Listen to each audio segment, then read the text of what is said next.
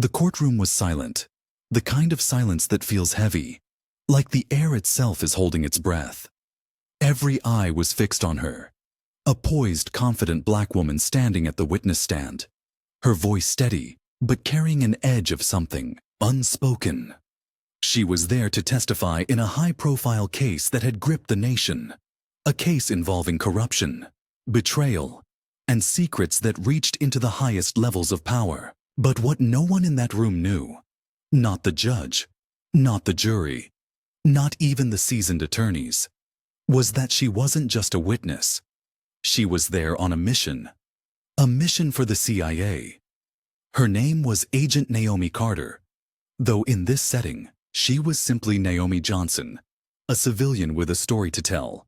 To the untrained eye, she was just another woman caught up in the chaos of a scandal that had rocked the city. But behind her calm demeanor and measured words was a mind sharp as a blade, trained to assess, adapt, and act. The case itself was explosive. A former senator accused of embezzling millions, with ties to shadowy figures and international intrigue.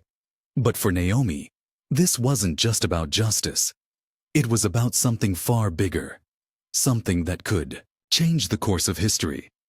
As she began to speak, her testimony seemed straightforward at first. She recounted her role as a financial analyst for a consulting firm, how she'd stumbled upon irregularities in the senator's accounts, and how she'd been threatened when she tried to report them.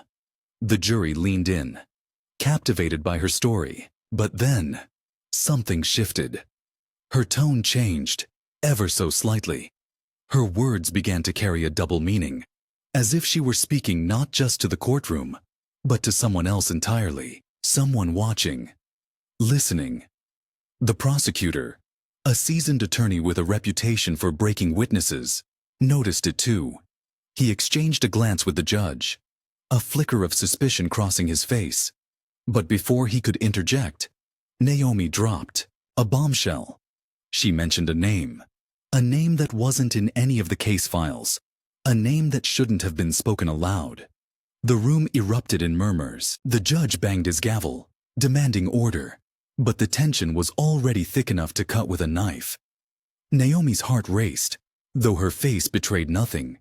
She knew the risks of what she was doing. Every word she said was a calculated move, a piece of a puzzle she'd been assembling for months. The CIA had sent her in deep cover, not just to expose the senator's crimes, but to uncover a network of operatives working to destabilize the government from within. This trial was the perfect cover, a public spectacle where no one would suspect the truth. But now, with that name out in the open, the stakes had just gotten higher. As the prosecutor began his cross-examination, his questions grew sharper, more probing. He was on to her, though he didn't yet know the full extent of what she was hiding. Naomi held her ground, her answers precise, her composure unshakable. But inside, she was calculating her next move. She knew the clock was ticking. The moment she stepped out of that courtroom, she'd be a target. And she wasn't just fighting for her life. She was fighting for something much bigger.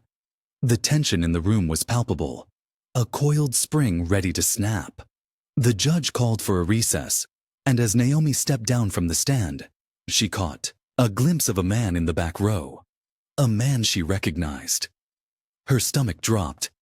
He wasn't supposed to be here. His presence could only mean one thing. The mission had been compromised. As the bailiff escorted her out of the courtroom, Naomi's mind raced. She had to act fast. But with enemies closing in on all sides, who could she trust? The screen fades to black, leaving the audience hanging on the edge of their seats. What happens next? Who is the man in the back row? And what is the real mission Naomi is fighting for? The answers lie in the next chapter of this gripping tale, where the line between justice and survival blurs, and nothing is as it seems. Naomi stepped into the hallway outside the courtroom, the weight of the man's gaze still burning into her back. She didn't turn around. She couldn't. Every instinct screamed at her to keep moving, to act normal, to blend in. But her mind was racing. How had he found her? She had been so careful, covering her tracks, leaving no trail for anyone to follow. And yet, there he was. Victor Kane. A ghost from her past.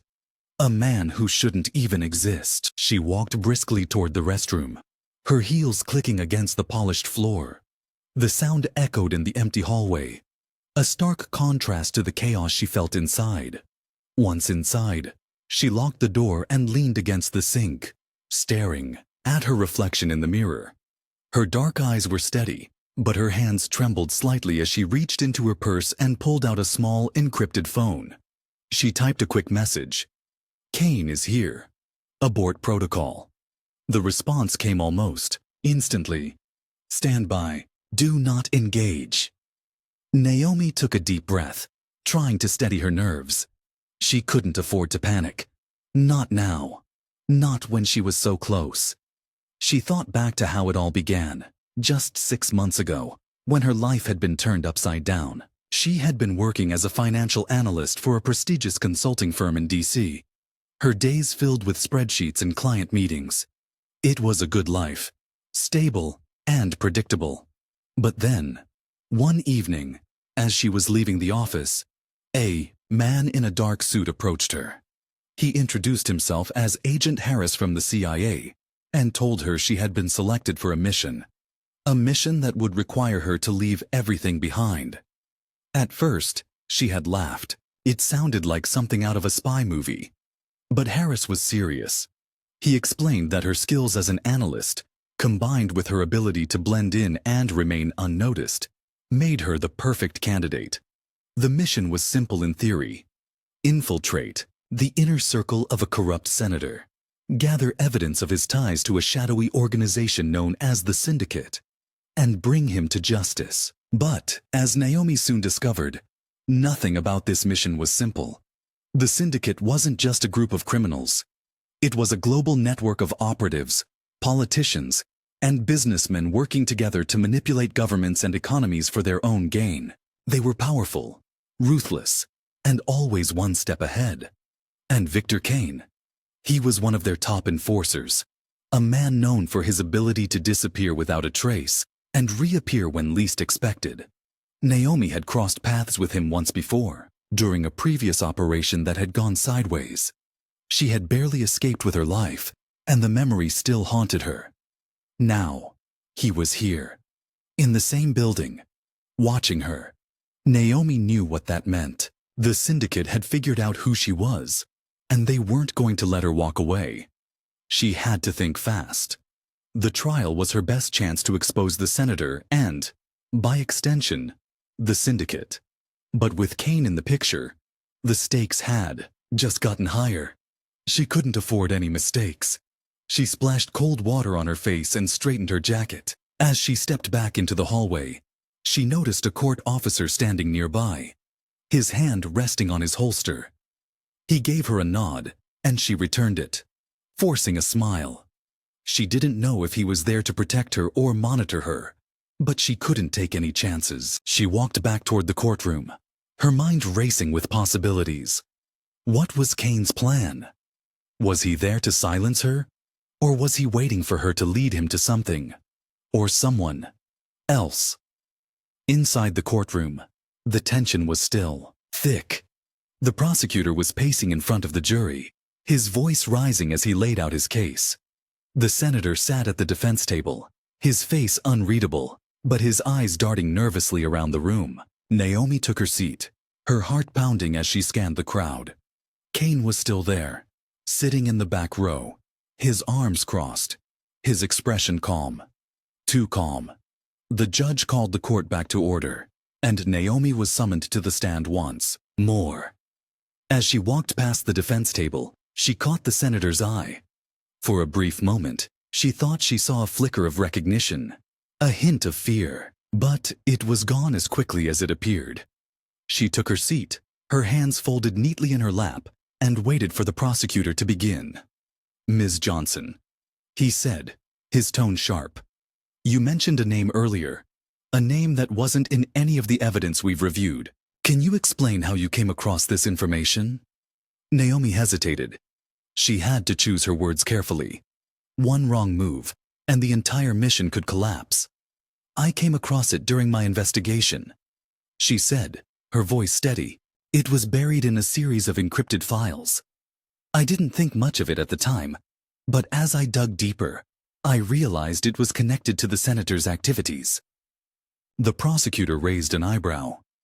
And what exactly did you find?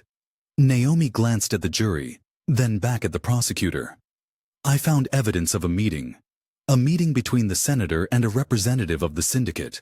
They discussed plans to funnel money into offshore accounts, bypassing government oversight and funding illegal operations. The room erupted in gasps and murmurs. The judge banged his gavel, but the damage was already done. Naomi had just thrown a grenade into the case, and the fallout was going to be explosive. She could feel Kane's eyes on her, his gaze like a predator watching its prey. She knew she was playing a dangerous game, but she had no choice. This was her only shot. As the prosecutor continued his questioning, Naomi's mind drifted back to the encrypted files she had discovered. They contained more than just financial records. They held the key to unraveling the syndicate's entire operation. But they were also a death sentence for anyone who possessed them. She had hidden them in a secure location. But if Kane had found her, how long would it be before he found the files too? The trial dragged on, each question and answer adding another layer of tension. Naomi could feel the walls closing in, the noose tightening around her neck. She knew she couldn't stay in the courtroom much longer. She had to make her move. But as she glanced at the clock, she realized something was wrong. The recess had been too short. The prosecutor's questions were too pointed. And Kane, he was still there, watching, waiting. As the judge called for another recess, Naomi stood, her legs feeling like lead. She had to get out of there. But as she turned to leave, she saw him, Kane, standing in the doorway, blocking her exit. He smiled, a cold, calculating smile that sent a shiver down her spine. "Going somewhere, Ms. Johnson?" he asked, his voice low and menacing. Naomi's heart pounded in her chest. She was trapped, but she wasn't going down without a fight. She reached into her purse, her fingers brushing against the small device hidden inside. It was a last resort, something she had hoped she wouldn't have to use, but now it might be her only way out. The screen fades to black once more, the tension unbearable. What will Naomi do next? Will she escape Kane's clutches, or is this the end of the line? And what secrets lie hidden in the encrypted files that could bring down the syndicate? The answers are closer than ever, but the danger is growing. Stay tuned for the next chapter of this heart-pounding story. Naomi's fingers tightened around the device in her purse, her mind racing through the possibilities. The small, unassuming gadget was a distraction tool, a last resort measure designed to create chaos and buy her a few precious seconds. But using it here, in a crowded courthouse, would draw attention she couldn't afford. Kane stood in the doorway, his presence like a wall, his cold smile never wavering. She had to think fast. "I'm just stepping out for some air," she said, her voice calm but firm. She took a step forward, her eyes locked on his. "You're blocking the way." Kane didn't move. "You've caused quite a stir in there," he said, his tone almost conversational. "The syndicate doesn't appreciate loose ends, Ms. Johnson. Or should I call you Agent Carter?" Naomi's stomach dropped, but she kept her expression neutral. He knew. Of course he knew. She had underestimated him, and now she was paying the price. But she wasn't going to let him see her fear. "I don't know what you're talking about," she said, taking another step forward. "Now, if you'll excuse me." Before she could finish, Kane reached into his coat pocket. Naomi's hand instinctively tightened around the device, ready to activate it. But instead of a weapon, he pulled out a small folded piece of paper. He held it out to her, his smile widening. "You might want to take a look at this before you make any rash decisions." Naomi hesitated, then snatched the paper from his hand. She unfolded it quickly, her eyes scanning the contents. It was a photograph. A grainy, black and white image of a man standing in front of a nondescript building. Her breath caught in her throat. The man in the photo was Agent Harris, her CIA handler. And the building behind him? It was a known syndicate safe house. "What is this?" she demanded, her voice low but sharp. Kane's smile turned smug. "Your handler hasn't been entirely honest with you, has he? The syndicate has friends in high places, Agent Carter. Friends who know how to play both sides. You've been chasing shadows, but the real enemy is closer than you think." Naomi's mind reeled. Was it possible? Had Harris been working with the syndicate all along? The thought sent a chill through her, but she couldn't afford to dwell on it. Not here. Not now. She shoved the photo into her pocket and took a step back, her hand still gripping the device in her purse. "You're lying," she said, though the doubt in her voice was unmistakable. Kane shrugged. "Believe what you want. But ask yourself this. Why did Harris send you into this mission alone? Why hasn't he given you any backup? You're a smart woman, Agent Carter. You know something doesn't add up." Naomi's mind raced. She thought back to her last conversation with Harris, just days before the trial. He had been vague, evasive, urging her to stay the course but offering no real support. At the time, she had chalked it up to the nature of the mission. High stakes, high secrecy. But now, with Kane's words echoing in her ears, she couldn't shake the feeling that she had been played. The sound of footsteps in the hallway snapped her back to the present. A group of court officers was approaching, their voices loud and casual. Kane glanced over his shoulder, then back at Naomi. "Think about what I've said," he murmured.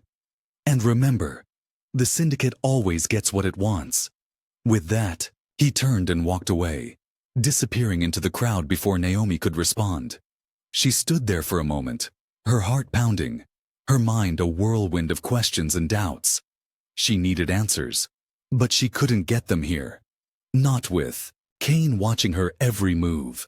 She slipped the device back into her purse and headed for the exit, her steps quick and purposeful. As she stepped outside into the crisp afternoon air, she pulled out her encrypted phone and typed a message. "We need to talk. Now." She hesitated for a moment, then added, "It's about Harris." The response came almost instantly. "Meet me at the safe house. 30 minutes. Naomi took a deep breath, trying to steady her nerves. The safe house was a small, unmarked building on the outskirts of the city, a place she had been to only once before. It was supposed to be secure, a place where she could regroup and plan her next move. But now, with Kane's words ringing in her ears, she wasn't sure who she could trust.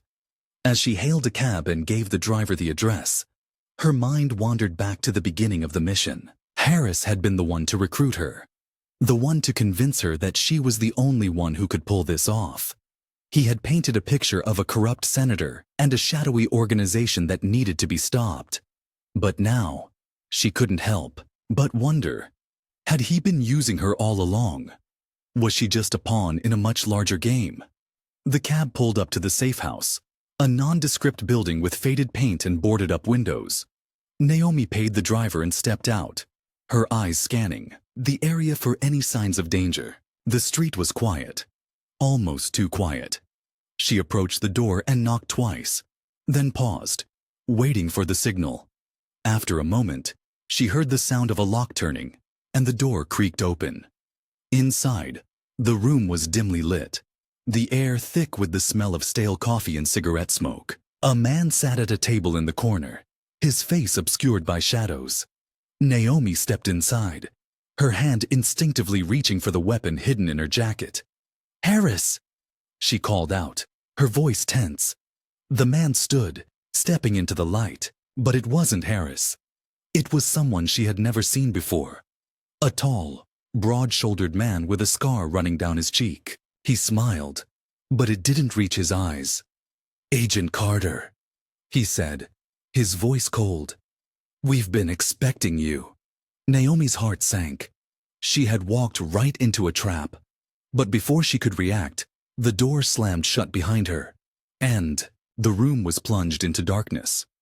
The screen fades to black once more, the tension at its peak. Who is the man in the safe house? What has happened to Harris? And will Naomi find a way out of this deadly game before it's too late?